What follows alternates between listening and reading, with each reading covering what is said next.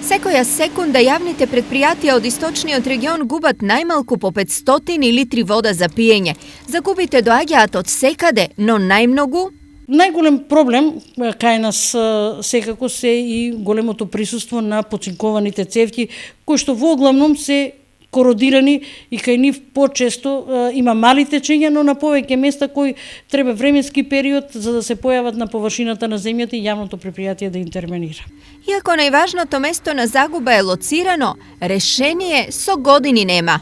Ние како јавно предпријатие континуирано работиме и да сакаме преку ноќ не можеме да ги смениме сите застарени цевки кои што ги имаме на водоводниот систем, бидејќи 1 километар водоводен систем чини некаде 150.000 евра.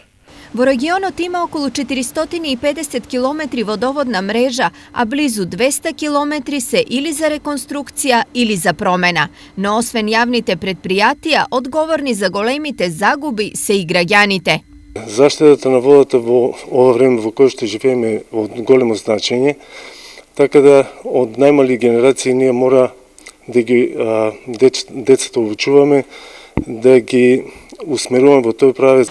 Големата потрошувачка на вода од страна на граѓаните ја потврдува и статистиката, која вели дека просечно секој граѓанин дневно троши по цели 200 литри вода. За споредба, во Парис и Лондон просекот е по 70 литри на ден. По градови потрошувачката во источниот регион изгледа вака.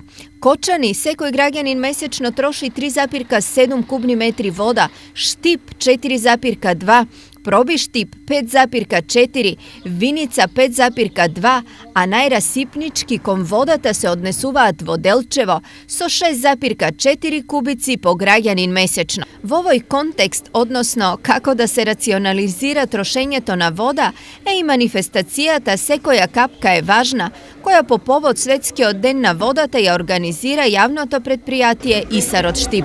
Со посети на филтер станиците, во која што имаше посети од основните училишта од околу 200 деца.